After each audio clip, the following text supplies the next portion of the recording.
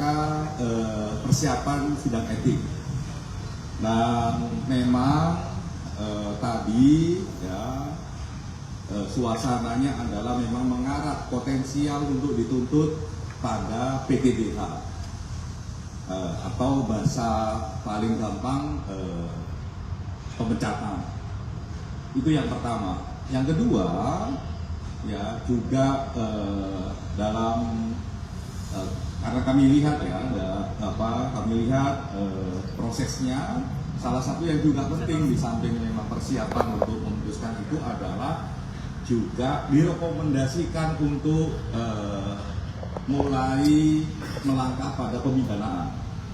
Jadi tadi juga sudah ada teman-teman dari Bareskrim yang sudah menyiapkan manajemen pemidanaannya, penyidikan dan sebagainya. Terus karena juga ada putusan ini, semoga rekomendasi ini segera bisa dilakukan.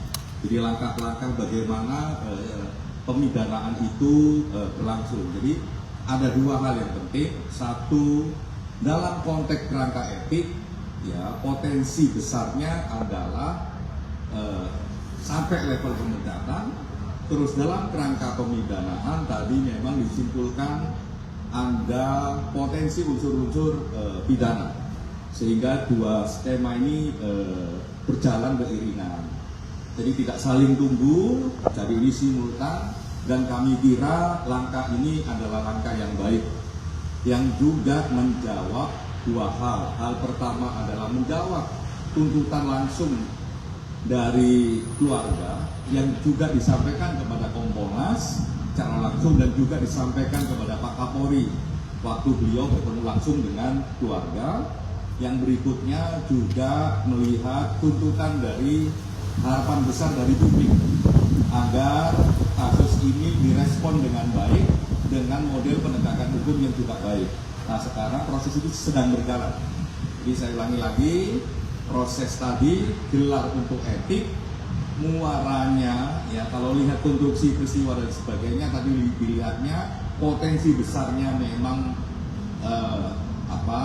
pemecatan atau PTDH.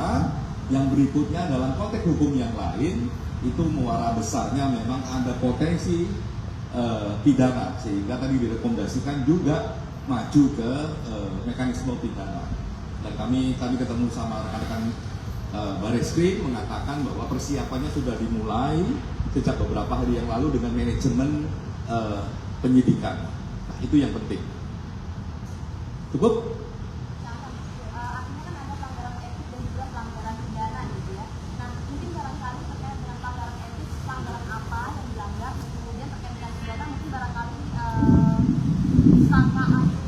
Oke, dalam konteks etik, dugaan pelanggaran etiknya tadi yang didiskusikan adalah pasal 13. Ya, pasal 13 itu pasal yang dalam berbagai pengalaman problem-problem etik memang pasal yang sangat kuat, mengganggu keselamatan dan sebagainya atau gagal menjamin keselamatan. Nah, itu ada itu pasal 13 itu. Jadi memang tone-nya adalah melihat memang ruang publik, terus bagaimana anggota kepolisian bekerja untuk itu. Tapi ini masih dugaan karena kan sidang etiknya masih besok. Ya, semoga sidang etik besok bisa diselenggarakan. Ya, itu yang pertama. Yang kedua dalam konteks pidana, ya ini kan belum dimulai. Tapi kalau kami melihatnya memang potensi pidananya ada. Cuman yang kami dorong tadi, kami rekomendasikan soal konteks pemidanannya. Pemidanaan ini harus juga dilihat dalam konteks yang luas. Kenapa ada peristiwa tersebut, konteksnya apa, ya, posisi masa aksi seperti apa, ya.